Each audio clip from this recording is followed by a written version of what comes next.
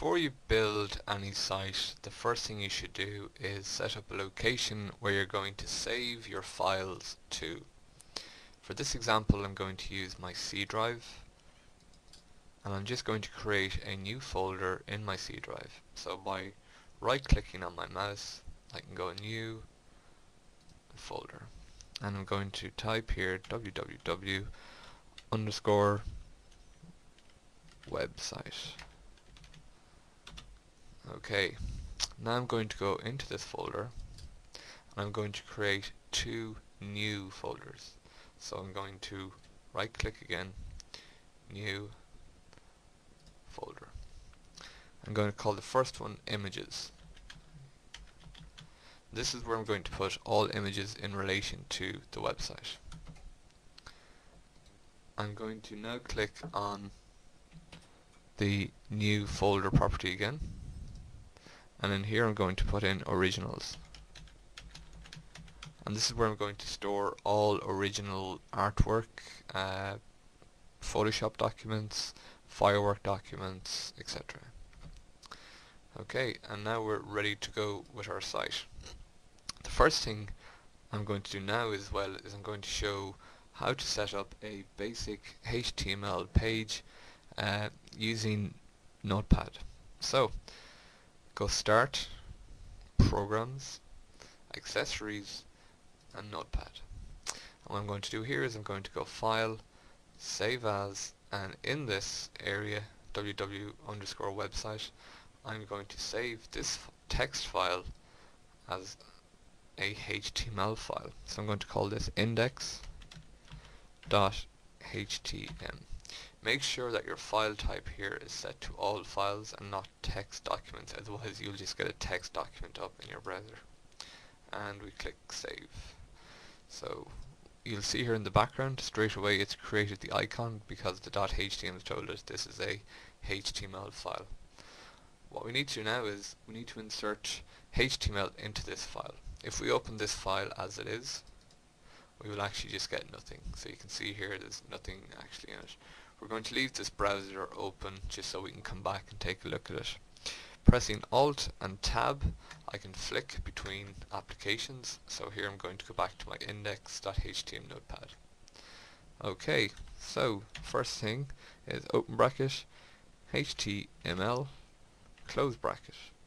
And then I'm just going to press return a few times. And then going to close the HTML. So there we go. This represents the close of the code. So the code starts here and the code ends here. This is a format that must be implemented in pretty much every tag that you insert into HTML. It's just a law of the syntax of how you actually construct pieces in HTML. So the next thing I'm going to do is I'm going to insert my head. So H-E-A-D, and close the bracket there. Another option you can do here is you can highlight it. You can Control C on your keyboard to copy it. Press return, Control V, and then you can just type in the slash there to actually close it. So the HTML begins here, the head is from here to here, and the whole document closes here. Now the first thing we want to do here is put in our title. And a title, if I go back to the browser here, a title will appear here with the name that you put in the title. So Alt and Tab again, back. So I'm going to put in title. I'm going to highlight it again. Control C, Control V, and I'm just going to insert a slash to close it. Okay, and now I'm going to insert some text. So this is my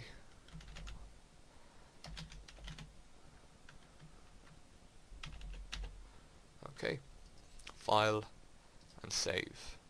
Now if we go back to the browser and click refresh, you will see here that we now have text up here on the title part of the page, and this is the file name here that we're working with. Next, what I want to do is I want to put some information into the page here. Okay, so anything in the head titles such as you will put meta tags, etc., which we'll get onto later on. But the first thing I want to do is I want to create the body. So the body always begins underneath the head, and in the body opening tag we can put in BG color, which is background color, so we have to spell it the American way, COLOR, and then we can insert a color like so. So we can say equals, we can give it a reference, so we have to hash, so white is FF. You don't have to learn these colors off by heart really, but applications will handle this color reference system for you. So we close it there, and then what we need to do just down here is we need to go close body. And to get some text in, we can just start what's called a paragraph, so it's P, close it there, and we go, this is text in the page, and then we close the paragraph. Oops. And now we just go File, Save, and if we go back to our browser and click refresh, we have text in the page.